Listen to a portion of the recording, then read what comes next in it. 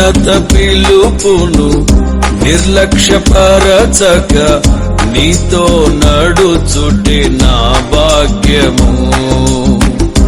ఉన్నత పిలుపును నిర్లక్ష్యపరచక నీతో నడుచుటే నా భాగ్యము.